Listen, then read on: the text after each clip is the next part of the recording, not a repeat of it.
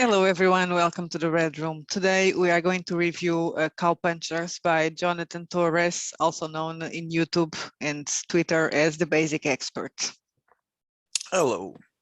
So Cowpunchers is a funny name, an interesting name.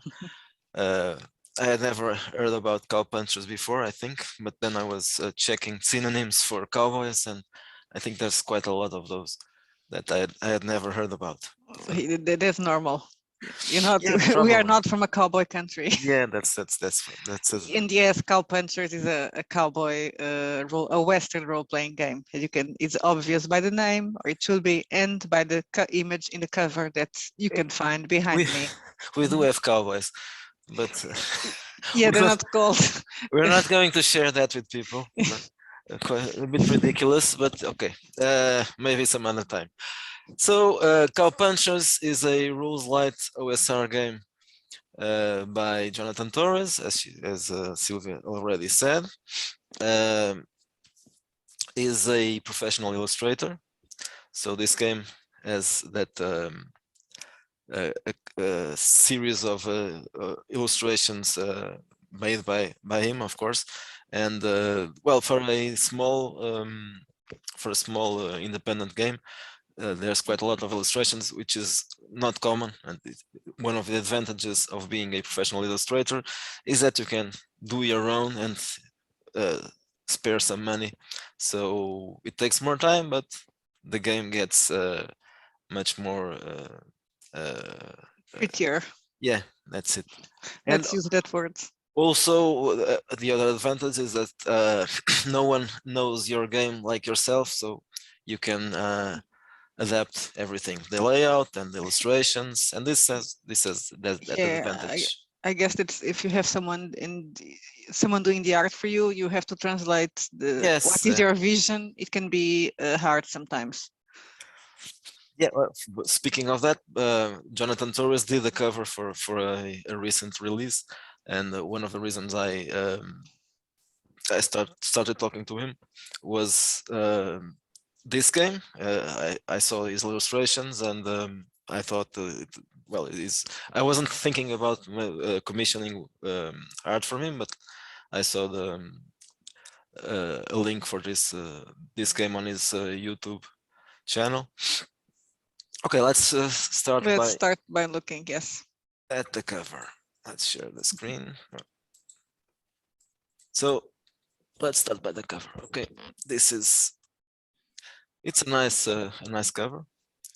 I like the style. I would call it a bit European, but that is because it's okay. We normally, at least I connect, that comics look with Americans art. That's why I would call this European, because it does have a cinema feel to it. A cinematic feel, yeah. Yes, it could be a poster for an old movie. It could. Probably the game is more for classic westerns, but I think so. I remember if I remember correctly from the interview that we did with John, that this is more to play those classic westerns and not so much the spaghetti version. Yeah, but it's basically the same. Yeah, the style is the same. It's not there aren't many differences because the rules aren't those, but they are rules light. So yeah, but they are a little, I would say that deadly. I think you can die easily. Probably you can die easily on this game. It depends also of luck. Yeah, I think so. Okay, let's start by the rules now. So you have 3 core attributes: vigor, finesse, and smart. You start by rolling this on the game only takes d6s, right? Yeah. So let's start by saying that this is a d6 game. D6 game. You should have at least one differently colored dice for each person, because there's a mechanic called the core die, which is the one per person. So you can distinguish it. It should be colored differently from the others. So you roll 3d6 for each attribute, generating the score. You get a score between 1 Well, one, not really one, impossible. Yes. But well, I don't know, Three. probably. Yeah, it Because it starts may at one have. here, but it's probably there's some way of getting the score below the rule you have. Yes, it actually can. It's Because probably that, I don't know. yeah, it has to do Uh, with the combat rules. I can talk okay, about that. okay, so that's it. So the maximum is 18. Then from this you have a modifier and the number of bonus dice. The bonus dice are applied, for example, when you are rolling for skills. So you add your when you roll for skills, you roll your smart ability, and then you can gauge the number of skill points that you can apply to your skills. There are more skills than I would expect from a game that has only 3 attributes, but not that many. So this is the skill list.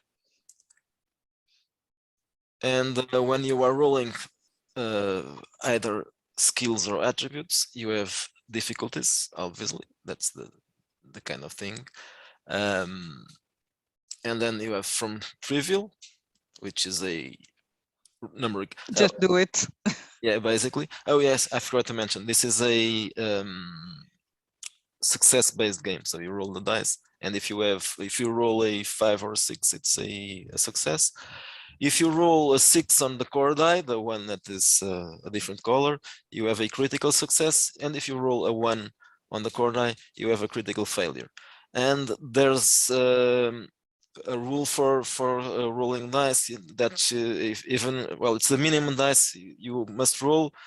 If you have no bonus and nothing else, you always have to roll Yes. the core dice. Yeah, you always roll the core dice. Then the bonus that can come from the skills or the attributes can be added as bonus dice. So you have the number of required sets, as I said before. A trivial is 0, so you just do it. Moderate, 1 success required to accomplish the task. Hard requires 2 successes, and extreme requires 3 successes or more. So then it's the game has hit points. And I remember that was a heated discussion about hit points on Twitter like a week ago. Yeah. It was hit points or health points. Now I'm not sure. No, it was hit points. Basically the same thing, yeah. but it's the expression used was hit points, not health points. And I think he was involved in the discussion. Yes. The author. Well, lots of people. Of course, everybody who is a OSR. Well, not everybody, because the person who started is also OSR, but most people in OSR like hit points. So now you check here. I like the way how I like the character improvement. I like this part because so if you survive, you get the point. You're hiding the test. So if you survive the session, you get 1 point, right? If you use an untrained skill with success, you also have to get the point. And then if the ranger boss, that is the game master in this game, thinks the player did a really good work at role playing his character, he can also have extra points. About hit points, you don't have many because this is supposed to be a difficult game. Obviously, being an old school game, you are supposed to die a lot. So yeah, that's what I was saying, that maybe it was not very good for the spaghetti variation because you can die very easily. Not really. It depends. In a spaghetti western, lots of people die. Just the hero doesn't.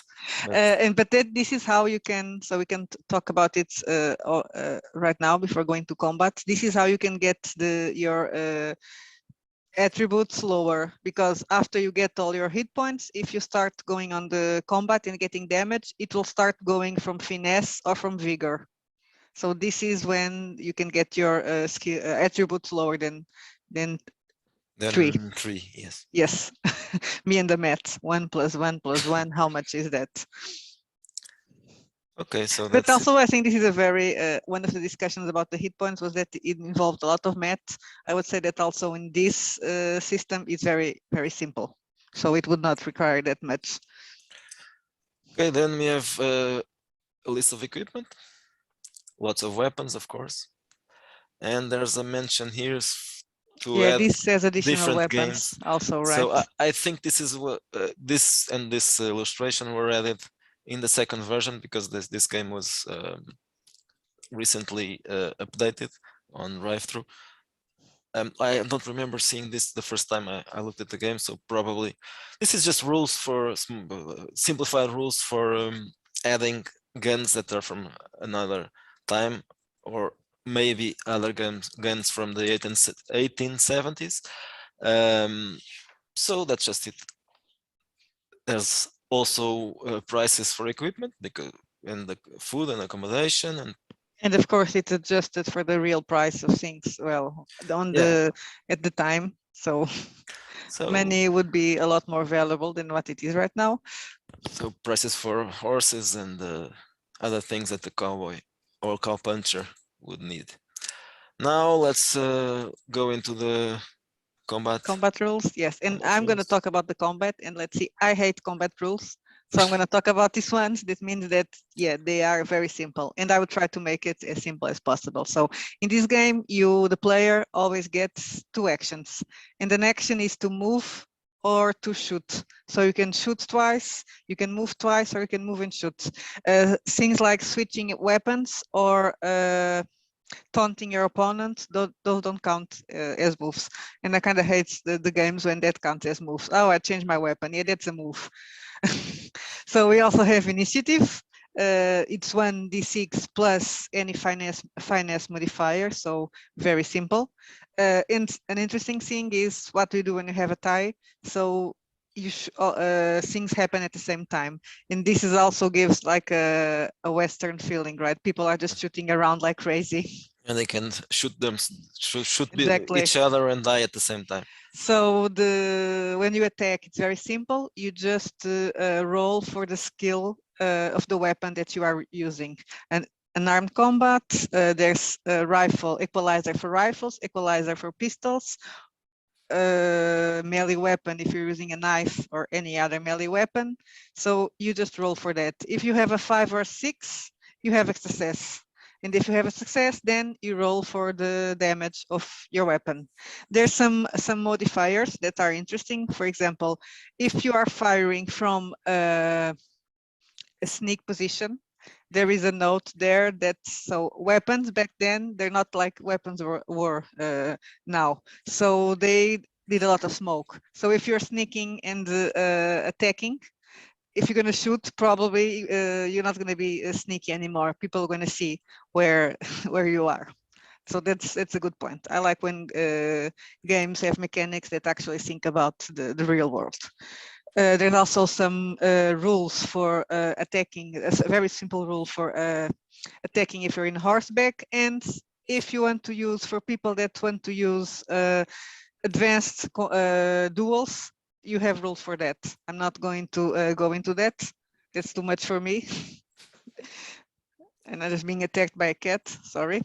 You also have some Exactly. stats for animals and more animals, so you can kill a bull and then something like that, a wolf, and a rattlesnake, of course, and then some pre-generated characters, doctor, outlaw, farmer, thug, etc. Yeah, you have a random encounter table there at the Yeah, end, and you can that's have morale for NPCs. That's also the other table before. yeah, the usual things on. And at the end, you have an adventure, and we're not going to talk about that because Well, that just will be spoilers. we can Yeah, just we can mention. just do. So this is a one of those mining towns in the southern U.S. at the time. It's a place called Sunny Chapel because it has a chapel, and probably it's sunny. It's always sunny on Tucson, Arizona. yes. So the characters will probably be recent arrivals to Sunny Town, Sunny Chapel, I mean, and there are some things happening. There are a few. Well, it's a small town. We should say that 25 people, I think.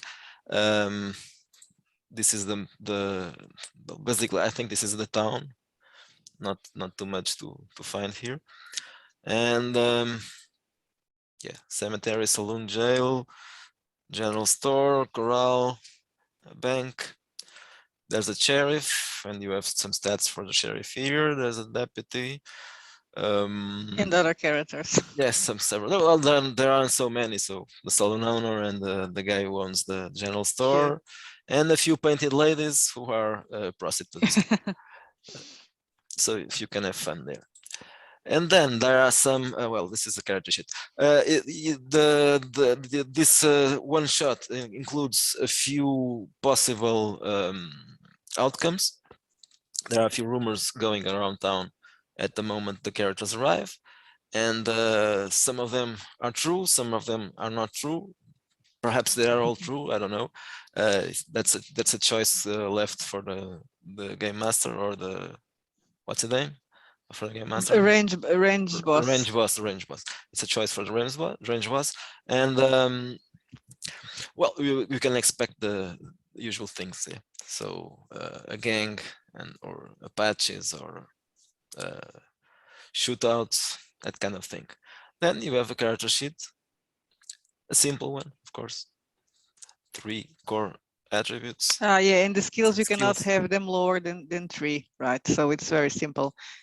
There's only 3 points higher, for the skills. Not lower. Yes, sorry, higher. You cannot have it higher than 3.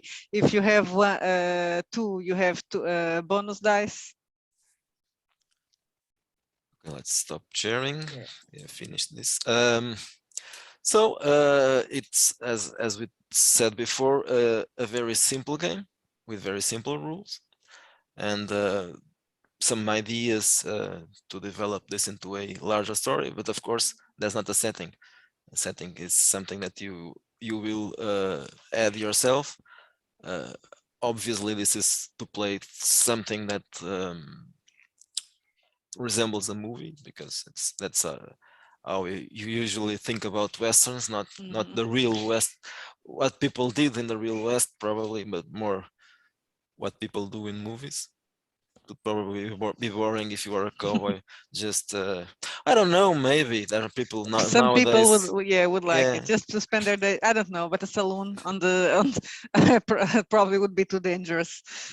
Well, yeah, that's right. It wouldn't be safe. It'd be full of bandits. Yeah. And people, nasty people. Exactly. In general. So we'll put a link so you know where you can find. And also the link for the interview that we did. Yeah, it probably is. It was some time ago, but I know we talked about this game. So yes, we talked about this game, and I'm sure that John did a better work of it than we did. So yeah, we'll just leave the link for the interview. I'm pretty sure. And well, and visit his channel. I think he has done some videos about it. So yeah, he also has. I remember I saw it. Okay, so I think it's we covered everything. Yes. So see you next time. Subscribe to our channel if you haven't. So call us names in the comments. We don't mind. If you're buying something in drive-thru, like for example Cowpunchers, you can use our affiliate link. Pretty please. Thank you very much. It is on the channel. And thank you for watching. And there's some new things coming, so stay tuned. Yes. Bye for now. Bye-bye.